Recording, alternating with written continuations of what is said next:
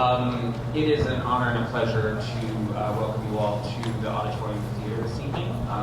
Tonight's performance kicks off the Made in Chicago Dance series. My name is Zach Whittenberg. I'm with the Chicago Dance History Project, and we're just thrilled to be working with the Auditorium throughout the coming 15-16 season to do a series of programs looking in conjunction with the Chicago-based dance organizations that are going to be performing here at the Auditorium during the Made in Chicago series.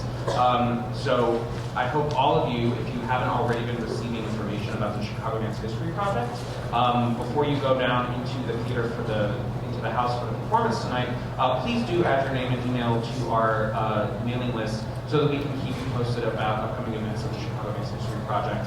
We are in our first year, and well off the ground, our intrepid and amazing project director, Janae West, along with the committee of myself, Ginger Farley, Liz Liebman, and Susan Manning, have been working toward a number of objectives, one of which is sort of surfacing existing research and archives in the Chicago area about dance companies and dance artists who have been doing great work here for the last 125 years.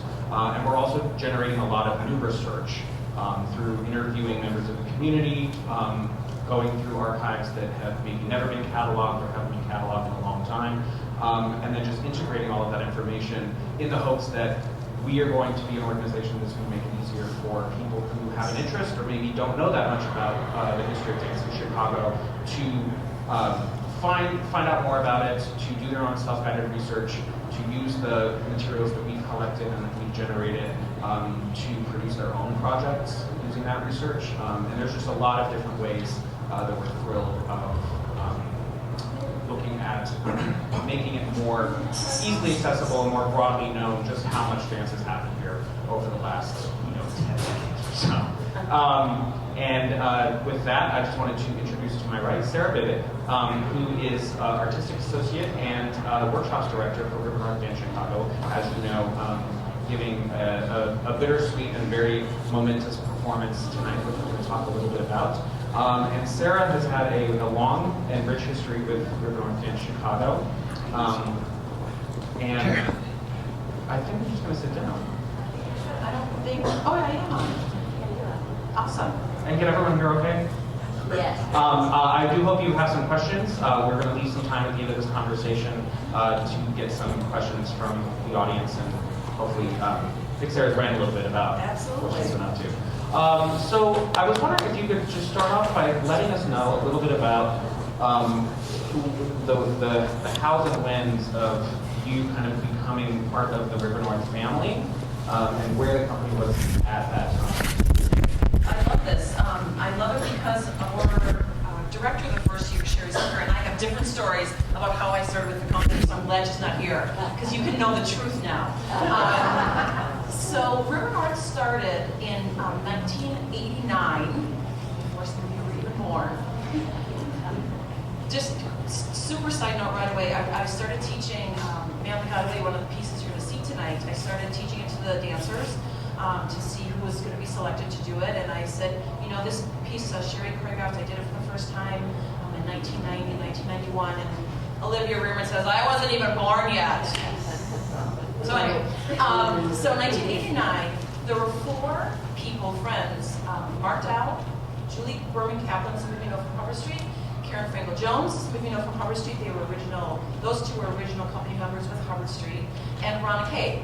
And they were friends, and they did what we would call commercial work back in those days, where they did trade shows and sales meetings and company parties, and they did a lot of work like that, kind of pick-up work. And really, when you did those kind of parties, there was kind of a pattern you would go. You'd either do like a 20s theme, so they'd want little Charleston dances, or a rock and roll theme, or they'd want futuristic or aggressive or ballroom.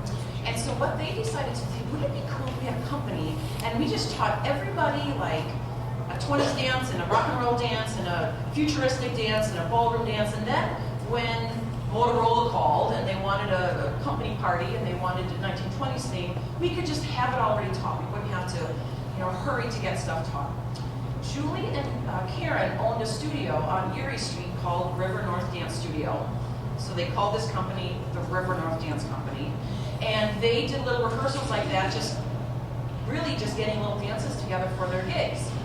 And then at the end of that year, they auditioned for a thing called Urban Gateways. And Urban Gateways is a phenomenal arts organization, and they... Good evening, ladies and gentlemen.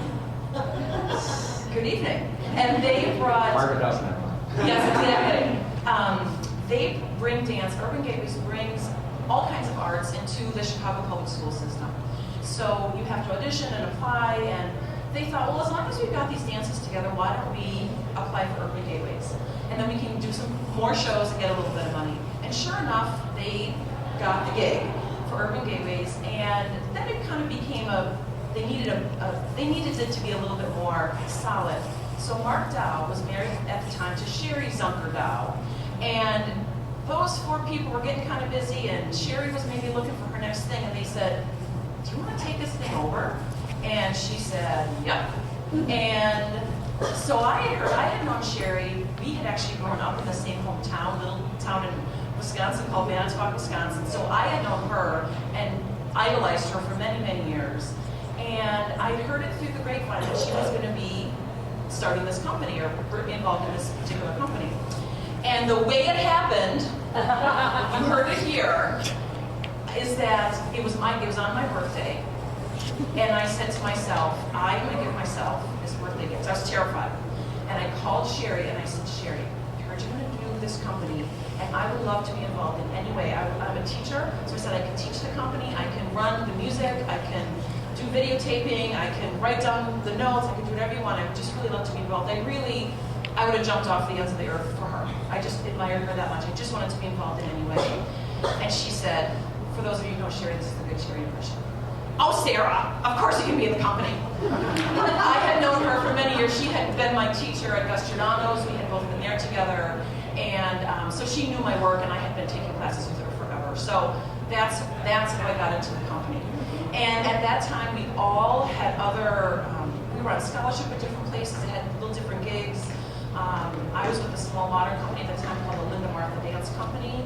And it all worked out fine because River North rehearsed on Sunday afternoons from 12 until 6. And that was it. And were most of the members of the company at that time they were involved in River North, but they were also part of another ensemble? Always, because we didn't get paid. So they were all involved in other things. I was with Linda Martha.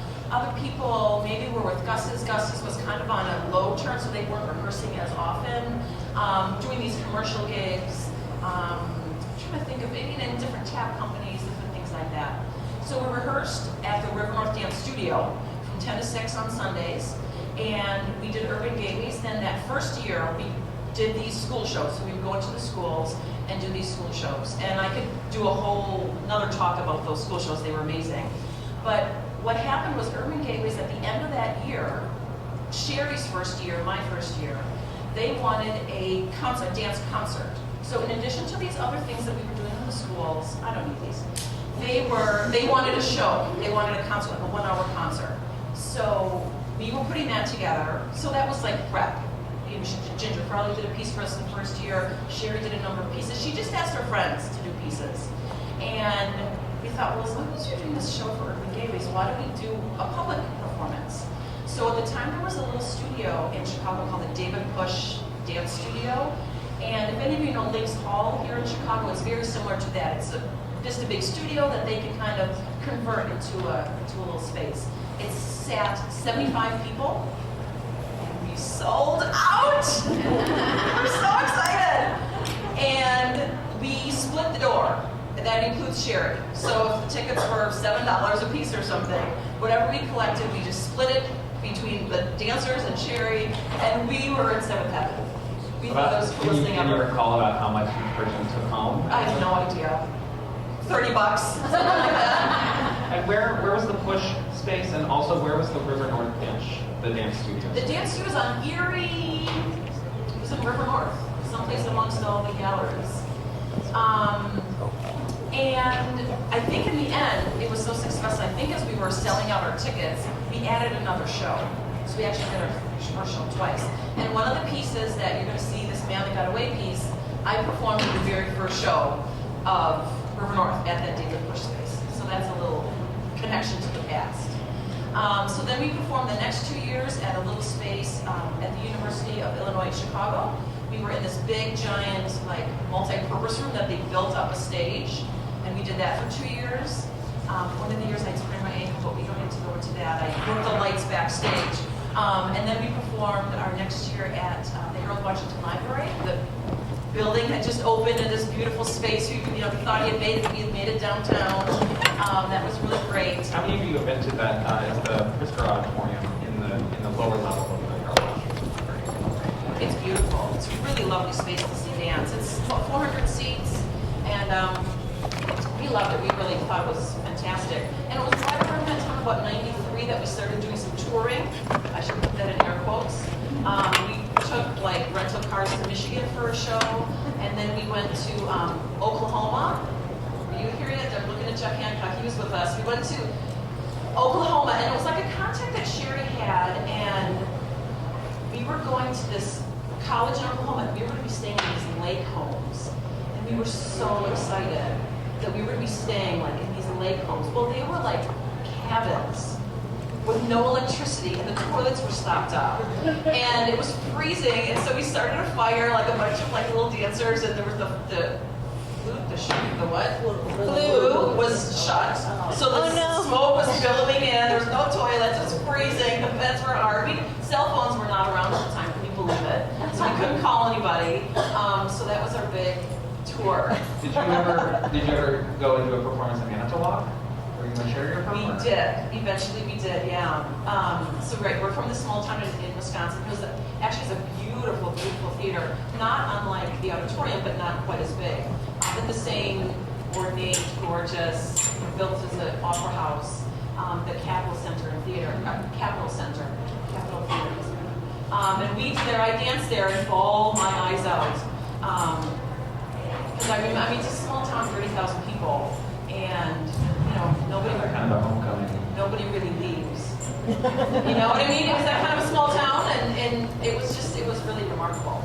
Yeah. And then it was around 1993, right? That Frank Chavez came in. Frank was still dancing with Harvard Street at the beginning of our time, 91, 92, 93, and then he was choreographing for us. So he had done a piece. So this is a little Frank Chavez note. So he had choreographed a piece for us, and it was 3 couples. He loves choreographing duets and partnering. Brilliant choreographer. And he had done this piece for 3 couples, and I was cast in it. I was so excited. And we were not good enough to perform it. So in the end, it was pulled, and we never performed it. Aww. Nobody performed. No, they did later on when they had better people in it. But whatever, not better. And how many members were in the company at the time? You know what? It was really quite fluid at the beginning because we weren't paying anybody. So you were in, you were out, you were in, you were out. So around 93, maybe right around this was kind of this big time, we started getting a salary. Should I put that in air quotes? Yeah. Because I think it was about $25 a week. But we were always so excited because we kept forgetting that we were going to get paid at the end of the week. So we'd all be so excited to get a check. So the other important thing you need to know is right around this time, 1993, again, you talk about networking and knowing people. I had a really good friend who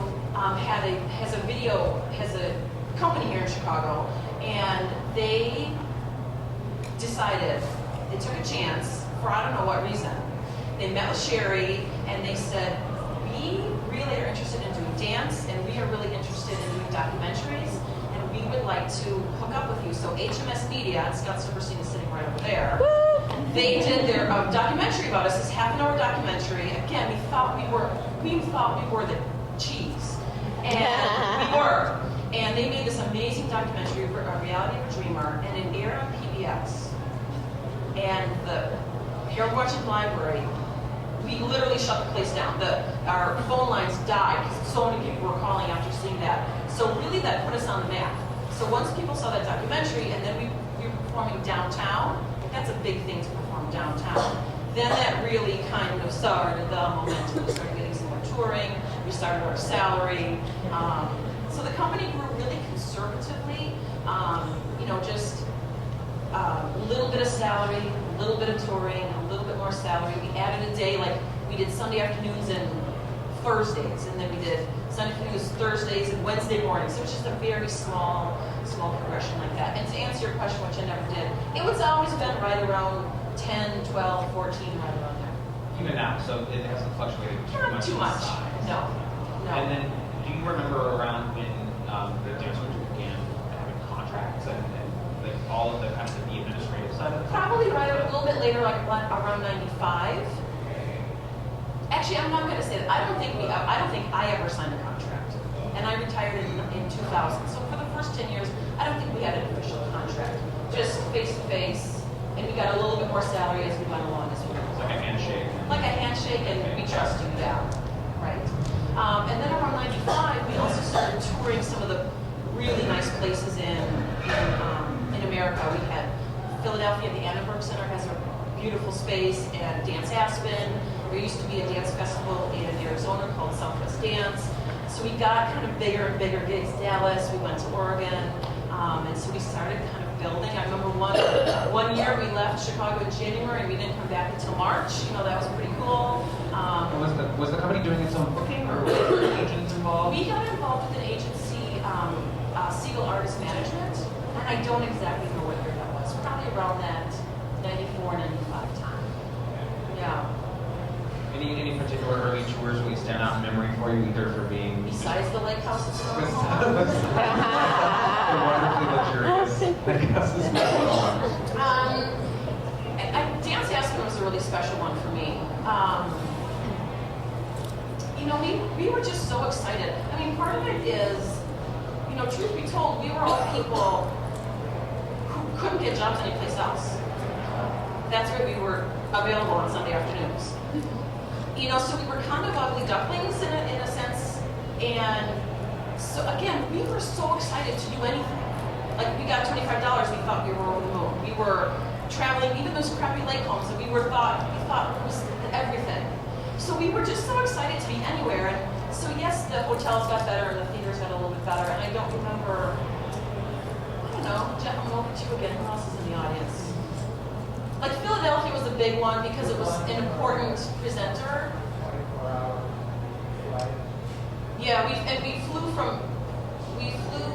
home from Arizona, like through Pittsburgh back to Chicago, and you know, we didn't care. We really just loved it. We were so enthusiastic, and we felt so deeply and so powerfully connected to Sherry Zunger. And then again, Frank came in as core district director in 1993 after we left. He retired from dancing. He actually had some injuries. I don't think he would have retired had he not, but he had some knee problems, some shoulder problems, and it was just time, and he had this nice thing to come to. It's nice, it's easier to retire when you have something else to come to. So, but in 93, he became core district director of the company. And we felt so passionately about them and about the work, we were just so happy to do anything. We just really were. It was joyous. It was fantastic. And I want to make sure we do get a chance to talk about some of Frank's work and his creative process as the company grew. And then I forgot to mention earlier, some of you may have gotten a card for memories of Frank before we started tonight. There's a stack of them up here, and there's also a table for the Chicago Dance History Project down in the main level lobby. I encourage you all to, before the show begins, during the intermission, please visit my colleagues on CDHP, and then you can also fill out one of these slips and share your memories of And the reason is that not everybody knows. I mean, we've told, it seems like everybody, but Frank Jeffers is retiring after tonight. He's leaving the artistic directorship. So let's do a little history. 23 years. After 23 years. So, in 2001, Sherry left the company. Sherry wanted to go pursue other things besides company work, and she has a lot of visions, and she wanted to do other things. So in 2001, Frank became the sole artistic director, and he's been that until tonight. Literally tonight will be his last night as artistic director, so he'll be stepping away and concentrating on other parts of his life. So that's why if you have memories of Frank, or you loved a piece or a special piece of music or whatever, he would really love to do that. There's another event happening right now before the performance that's a dinner. Right. Frank's at another event right now. And he hasn't been here since the beginning. You get me, because I've been here since the beginning.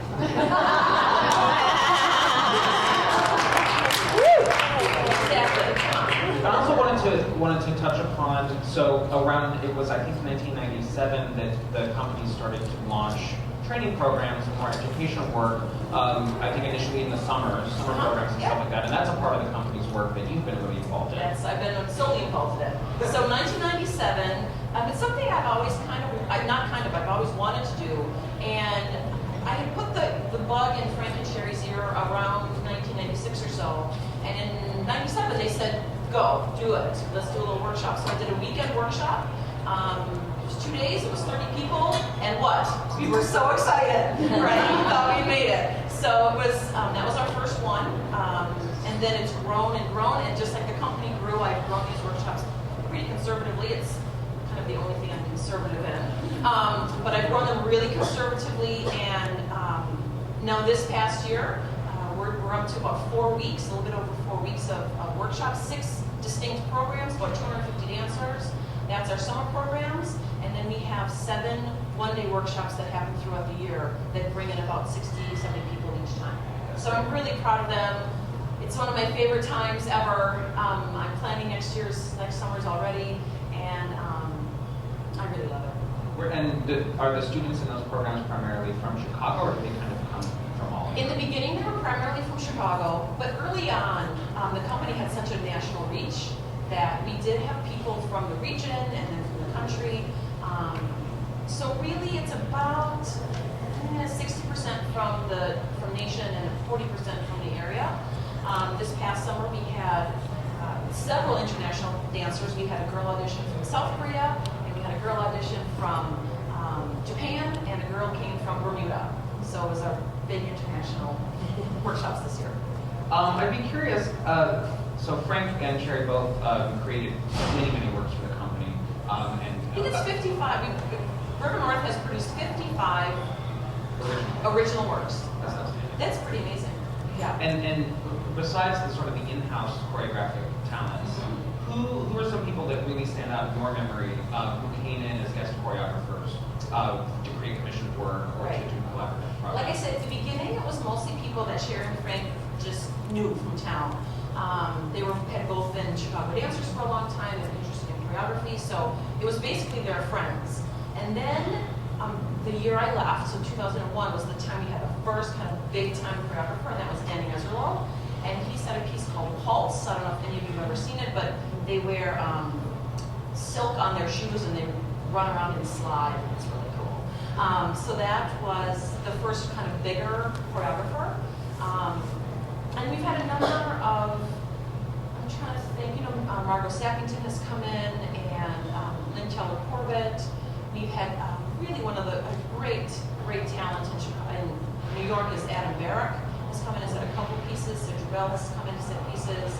We had Italian Moro Astolfi, thank you. And then this past year we had Yvonne Perez come in. So, I think each dancer will have a different memory of who they loved working with. But it's and I mean, Frank in the past many years, he wants to give you all a great experience coming to the theater and give you new things to watch and new things to enjoy. But also he's got to think about the dancers as well and keep feeding them and keep them interested in the work as well. So he's really we do 2 to 4 new pieces a season. Our pieces tend to be really short. That started at the beginning because, again, we had this 1-hour program to do for Gateways and then David Push. And the choreographers Sherry was hiring were kind of new. So they were just doing short little pieces.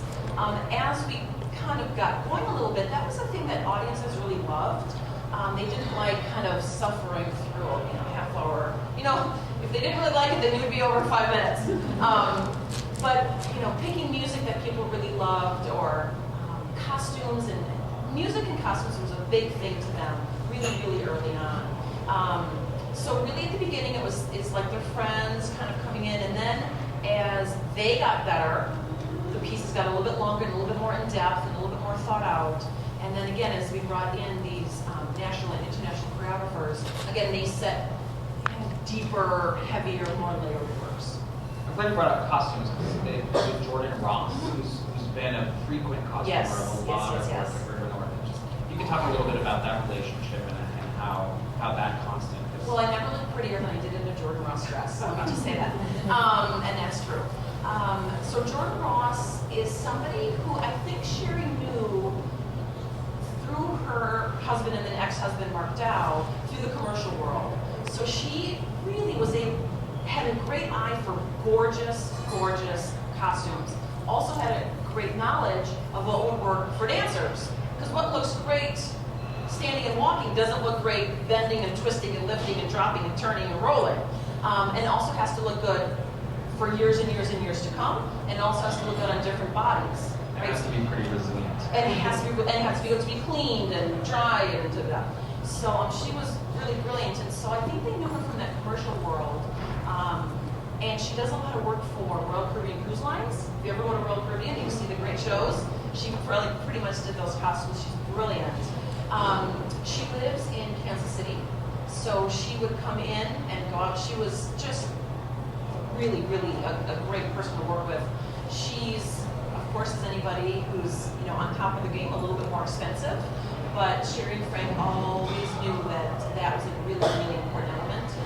That the dancers looked good and that they felt good, and again that it had all these elements that we could reuse them again. They wouldn't fall apart, and they would be done on time, and they would be done in budget. And so even though the budget was high, it was never over that budget, and so on and so forth. I mean, that's something that sticks out in my mind. I remember the first resort performance I saw was during a tour to Asheville, North Carolina.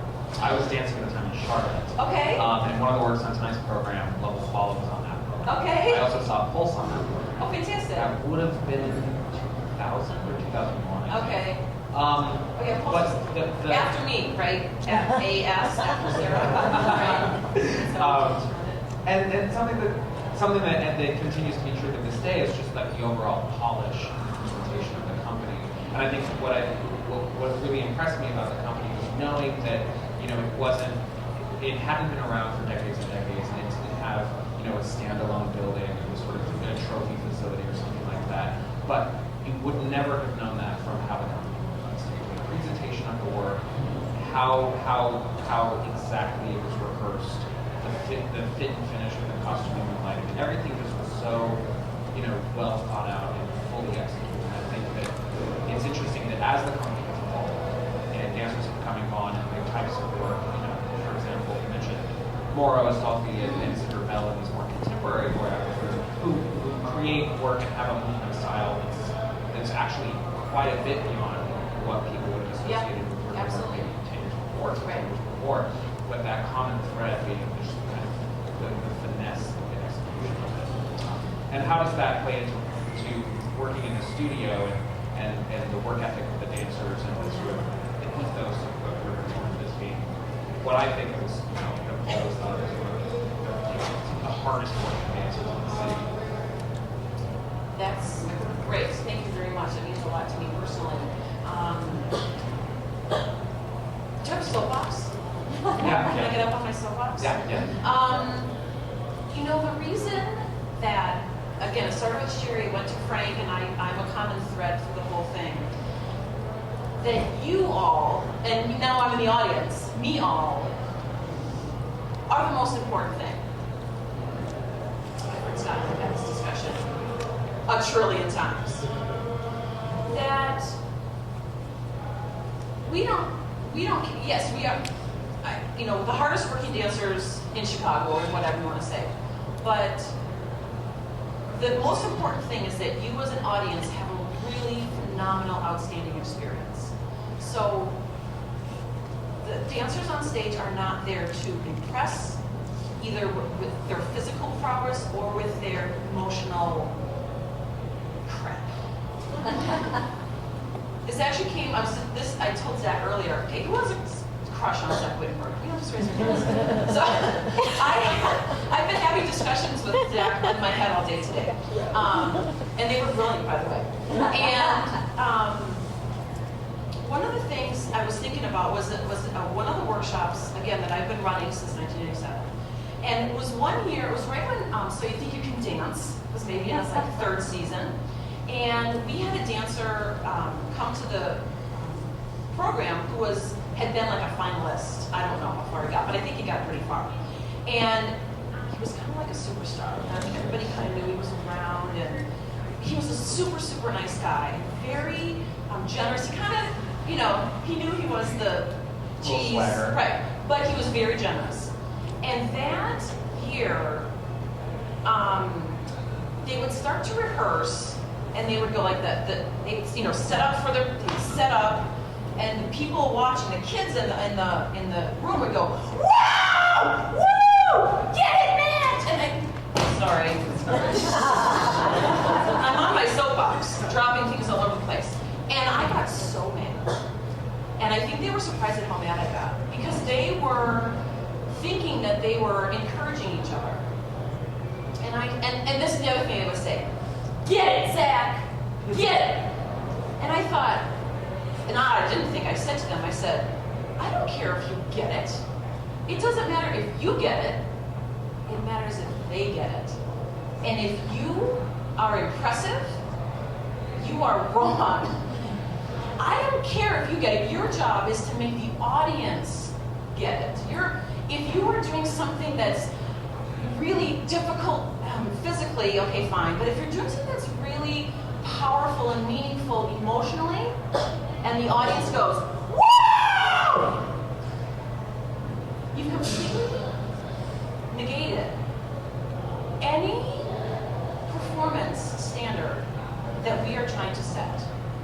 When you are trying to portray something, Ethan does a solo in tonight's performance called Drift, and one of the lyrics that gets me quite often, brings me to tears is, "Have I reached your heart in time to stop bleeding?" And those of us who have watched people pass away or watched people in the depths of depression, those are the two kinds of people that I think about. And as he is feeling that and portraying that, if anybody in the audience would go, "Wow!"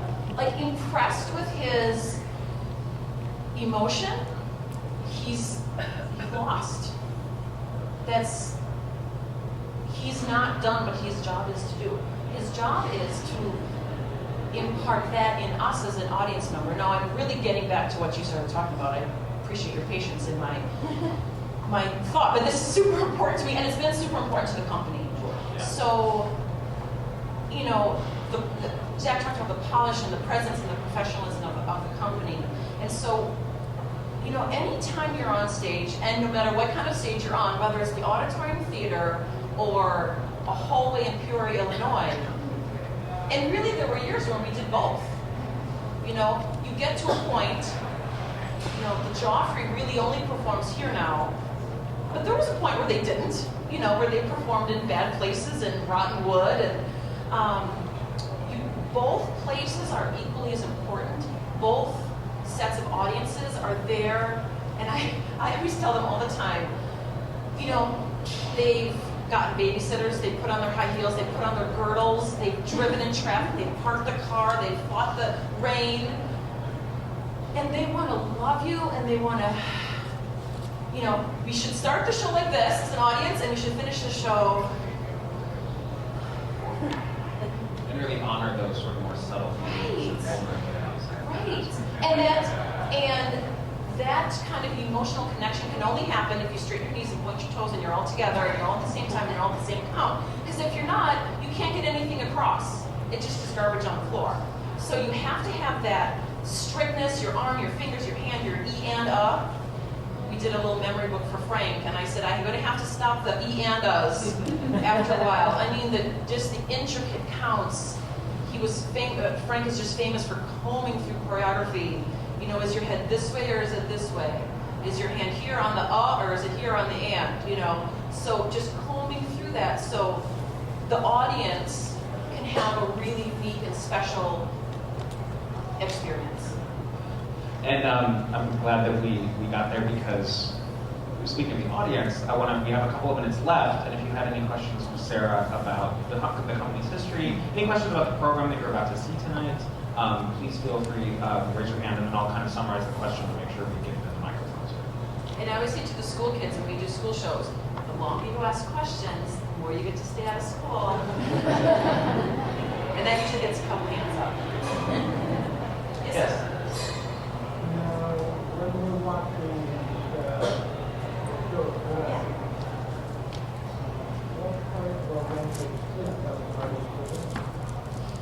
So the question is, during the performance tonight, what parts of the performance are going to to make us think of Frank? Right. Well, there's a number of works of his that he choreographed on the performance tonight. The very first one of his favorite pieces is Love Will Follow. It's a lovely, again, partnering work. I talked about how much he loves to partner. It's romantic. The costumes are by Jordan Ross. The ladies look gorgeous. The men look handsome.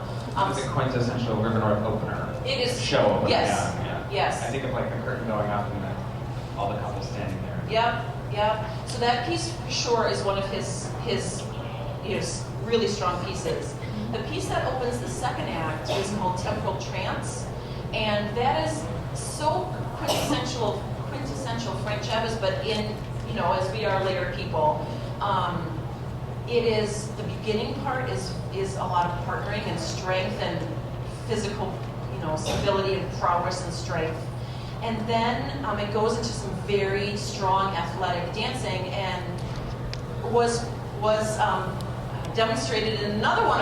HMS actually did 3 documentaries with us, and this was documented in one of those documentaries.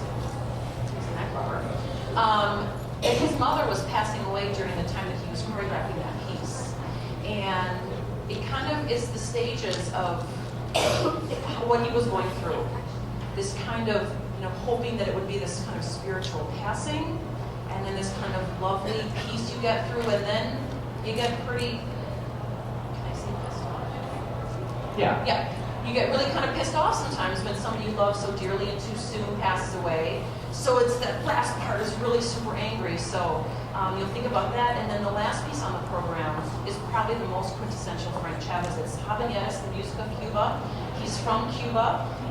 He was born there. He left when he was 6 months old, but he was still born there. And recently had a chance to go back there. It was for the first time since he was 6 too young months to old. remember. His parents were both obviously Cuban and spoke the language and danced to the music. And so this is in honor of his father, who had a great love of music. So it's the last piece, gorgeous costumes by Jordan Ross, and then it has just a little bit of everything, a little bit of partnering, a little elegant, strong men's work, passionate women's work, and then the closer will just hopefully, you'll just walk out wanting to dance. You don't want to walk out, you want to dance out. So the last piece hopefully will give you that essence of Frank Chavez specifically. Any other questions? Yes, ma'am. Do I have a favorite dance that Frank has choreographed? My personal favorite is that last piece, Habaneras. I really think it's a classic work of anybody's. I really think it's structurally, like craft-wise, it's well put together. It's beautiful. It's layered. There's a lot of different things happening. I don't like pieces that are all the same like this. So that's one of my favorite. That he has ever choreographed. It's brilliant. Yeah. Lucky you. You get to see it tonight. Other questions? Yes. I think that the emotional communication I talked about is so how do you develop it? Do you forget to have that, or do you develop it in It's a great question. So Maggie mentioned that one of the hallmarks of the company is the emotional impact and just the characteristic of the dancers in the company, that they feel so emotionally knowable and relatable. And the question was, is that a function of certain dancers that are hired for the company and what the directorship has looked for in an audition setting, or maybe also what does the process of being and the experience of being a member of the company do to kind of draw those qualities out? Well, that is the $6,000 question, and if we ever got a formula, it would be a lot easier. But everybody comes from really diverse training and different backgrounds, and every person is different. So the audition is hard. If you ever come to a River North audition, it's long because you have to do so many different kinds of movement, and then we do have to see if they have this quality. And so often you find one or the other. You find a strong technical dancer and they can't do it, or they are so into it it's distorted and it's not. So it's a hard balance to find. It's best. I'll look at you young kids. if you can, you know, whatever company you want to be involved with, to train with them, go to their workshops, go to their master classes, go to their conventions or whatever, so you can start to work with them and see what they're interested in. So when we have a dancer come to an audition, because we just have open calls, you know, you can come if you want, we don't have a closed situation. If you have an idea of what a rep is and what we ask for, you know, you might be able to do a little bit more. There are some people who do that more naturally. We know that in our own lives, right? Some friends are just very warm and generous, and they listen really well, and they talk when they need to, and they shut up when they should. And you know, there's people who are more emotionally, what is that word? Emotionally smart, emotionally intelligent. You know, some people have that. Some people have it, but they can't portray it. Some people have it, but they can only portray it from here to here and can't portray it from there to here. So it is something. It's both. You know, we try to find it in auditions. Sometimes we think it's going to be there, and it never does develop, and that's tough. And part of it is our dancers stick around, which is great for everybody except those young dancers, right? It's great for us. It's great for the dancers. It's terrible for those people graduating college, and you know, nobody's leaving. But those dancers who come in, the best work that they see is from each other. I can say it 1,000 times, but as soon as they see Jessica do it, yeah, they know that it's important, right? And they know what kind of dynamic it has. And the dancers who've been with the company the longest, you'll see that tonight, are in more and more pieces. And those dancers are not backstage on their phones playing whatever. They are really watching. And it's not something we say you have to do, but I mean, it's so fascinating if you can watch these dancers all day. So they see what they do, they see what impact it has on the audience, and they either want to do it and are willing to do it, or they're not. One last question. Yes? Do you think, and I speak as a provincial Illinois country girl myself, do you think River dance could have found the same legs in New York at the same time? Or is there something about Chicago that helped foster it? It's a great question. The question is there something about the fact that River North was founded here in Chicago that facilitated its growth and its success of the company? And if it had started instead in New York or somewhere else, would the same thing have happened? Would we all be here, you know, so many years later watching it perform? I just saw Scott shake his head no. I'd like to say you are correct. You know, we grew up in the right time, in the right place, and it was this, I don't really know. I don't really know New York. I never really studied there or even spent a lot of time there at all. So, Give you a paycheck. so I don't really know. I mean, like I say, the company started so small and so humble, and maybe that doesn't happen in New York. I mean, that's kind of the rap that New York has. It's nothing's really humble. But I don't really know. I don't want to give it that rap either. But we were able to live and work doing these kind of odd jobs, and I don't know if that would have happened in New York because it's so expensive there. You know what I mean? I don't really know. But we certainly had a like bright-eyed, bushy-tailed, everything's great, let's work hard, put on a show, Zach, you know. So I don't know if that could, I don't know, but that's certainly what it was. Well, on that note, I want to be sensitive to everyone's time, and we are out of it, unfortunately, for this talk. But it's just so outstanding to see such a turnout for this talk. We only put this together very recently, and it's just so wonderful to see you all here. Tonight's really going to be quite an historic evening. And again, please do visit the Chicago Dance History Project table down in the lobby. Please fill out one of the remembrances of Frank cards, and we'll be collecting those thoughts and well wishes. And if you'd like to know what happens with them, and you would like to know what happens with the Dance History Project as we go forward, the best way for you to do that is to sign up for our mailing list right there on that clipboard. You can also follow us on Facebook at Chicago Dance History Project. We are on Twitter and Instagram at Chi Dance History. Thank you very much to Sarah. Thank you so much, Dad. I really appreciate it, guys. Thank you.